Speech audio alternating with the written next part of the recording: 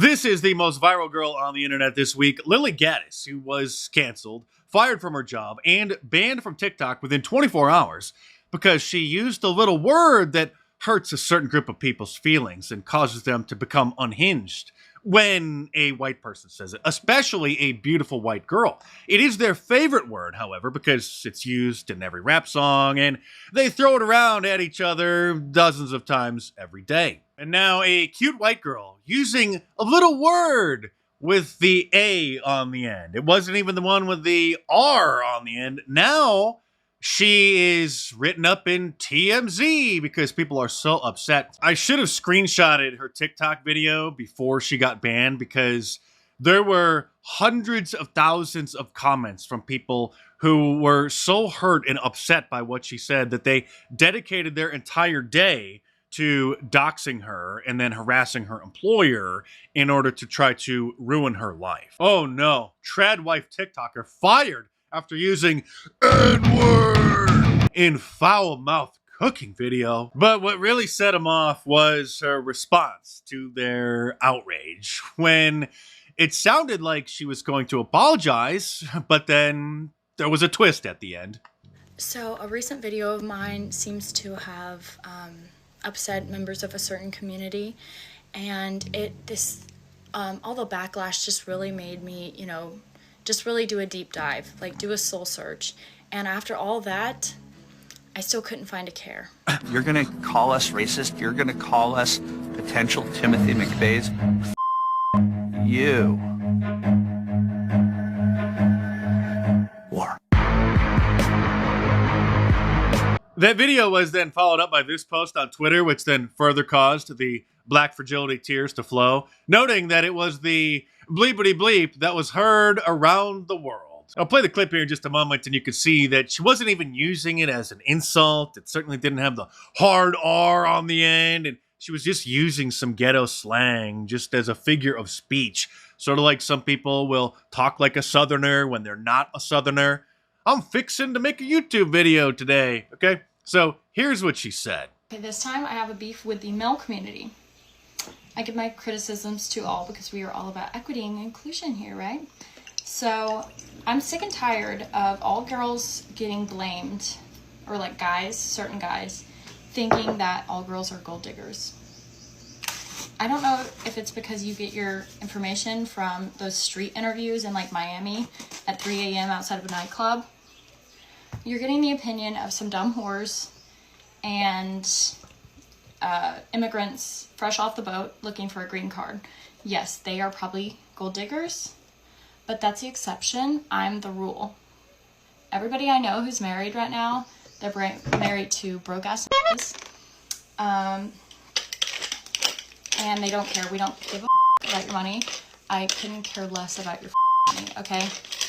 My type is broke mechanics and surfer hippie dudes. So that was it. And literally tens of thousands of black people on TikTok and on Twitter dedicated hours of their lives in order to ruin hers. Their outrage and black fragility was obviously massively accentuated because she's not only white, but she's very attractive. And so far, the only people who are standing up and defending her and denouncing the cancel culture mob, which may actually be one of the biggest in the history of the internet, are the truly independent political pundits, content creators, and platforms. Fox News isn't going to stand up for her or bring her in studio for an interview about being canceled. The Daily Wire is not going to hire her as their new it girl. They may have if she would have said that there are only two genders and then got canceled for that, or if she got fired for using the I word, the illegal alien word, but she used that other little word that hurts so many people's feelings and that Conservative Inc. still goes along with the leftist agenda on, believing that it's so offensive that it is considered to be racist. And she is booked on some podcasts in the near future, but guess what outlet gave her a platform first and helped her defend herself against this craziness? Infowars, the tip of the spear in the fight for free speech, which, by the way, may actually be completely shut down as soon as next week, just so you know. It's been a long and difficult fight for them I'll do a whole in-depth report on it, but it looks like they're running out of options and the legal issues are becoming insurmountable. And so it looks like this might actually be the end of Infowars as we know it. The craziness surrounding this girl goes far beyond those who melted down because of their black fragility and the social justice warriors who dedicate their life to canceling people and trying to ruin their lives. Some on the right are thinking that she's a Mossad agent and that this is a psyop of some kind. Why? What's the psyop? They don't know. They can't comprehend that a beautiful girl got canceled and went viral because she's obviously not bowing to the political correctness. And she uses another certain term as an insult that the rainbow people get upset with. So this is an example of the pendulum swinging back in the other direction. A member of Generation Z just fed up with the political correctness and just not caring. But thankfully, Owen Schroyer helped to debunk the kooky conspiracies around her. So to clarify, though, you are not Jewish and you've never been Jewish. No. Israeli intelligence has never reached out to you in any way, shape, or form. No, but if they do, I would be a great agent for them, I gotta say. She's feeding the trolls a little bit there. And people on the right dug up some of her old tweets from like 6 years ago when she was like a 16-year-old high school kid, where she did seemingly support Israel, as most Christians are indoctrinated to do, because, well, that's a whole other story, but she has since changed her ways. But it's just, the whole thing is absolutely insane, really, on both sides. Oh no, she retweeted Benjamin Netanyahu supporting President Trump back in 2018 because she was raised a Southern Baptist. And like I said, she was a teenager back then. In a sane society, Turning Point USA would hire her as an ambassador, or a conservative media outlet would hire her as one of their new talents. But, like I said, she's a little bit too edgy for the Conservative Inc. crowd. No Daily Wire host, no host at The Blaze, no host at probably any of the Turning Point USA shows are going to be allowed to use that little word, even for fun, even to try to break the stigma, even to try to point out how absurd it is that a certain group of people, a lot of them aren't even that upset about it. When white people use it, they just use that as leverage to try to gain power over white people. But no brand name conservative outlet's going to touch someone like this because, like I said, they're a bunch of cowards. Here's Jeremy Boring, the CEO of the Daily Wire, saying that we should break the stigma surrounding that little word by everybody, millions of people just saying it. But, of course, he won't have the Daily Wire lead that charge. In reality, the Daily Wire host should start dropping that word on a daily basis. They should call it like N-word week and just start saying it all the time. So a lot of people will say, well, I have to be anonymous on the internet because if my boss finds out that I've got these views, they'll fire me. But you're only in the position where your boss could fire you for finding out about those views because you've allowed those views to be completely ghettoized through anonymity online. If 5 million people came out today and said, the N-word. I'm not recommending it, but no one would ever get fired for saying the N-word again. Like yeah, they wouldn't be able to. You wouldn't be able to. You would have brought that to a conclusion. That little absurdity in our culture would be brought to an end.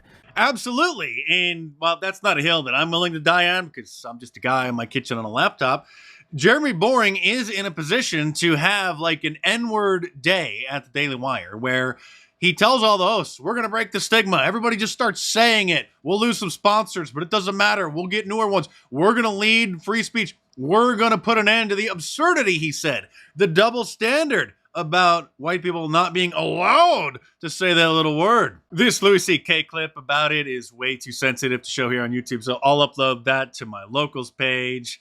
And they tried to cancel Tony Robbins for using that little word in a video seminar that was recorded back in the 1980s. This is just a few years ago they tried to cancel him.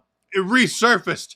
And the whole point of him using it, I won't play the clip, but this is it. This is how old you can see it is. He's wearing fluorescent colors. The whole point of him using it during his seminar was to demonstrate how you could destigmatize words and how you could break people's patterns of behavior and emotions. He started literally singing a song using the word repeatedly, and then the audience started laughing, and he started telling a story about how, somebody was offended by that word. He just couldn't believe it. And he broke their pattern. He broke the stigma, and he tried to do that 40 years ago. So this is a big test for conservative media. Keep your eyes open for who stands up for this girl, who brings her on their show, who denounces the absurdity over that little word. Now, she might be able to launch a career in conservative media or as an independent content creator because of this. Time will tell. It's going to be interesting to see whether or not she finds a place somewhere, can build her own brand. This could either be the best thing that ever happened to her, or it could be the worst. Time will tell. But any political pundit in conservative media who is not defending her, they know about her. Like I said, this is the most viral story all week, if not all month, if not in the last couple months, of a conservative getting canceled. Then they are siding with the communists. And if you stand with me and want to sponsor my channel, click the link in the description below to join my locals page for $5 a month, or head over to markdice.com and order yourself an Appeal to Heaven shirt, the new Teflon Don, MAGA Mafia, or any of my awesome designs. Now, also, many available in tank tops as well upon your request. So head on over to markdice.com or click the link in the description below and check them out.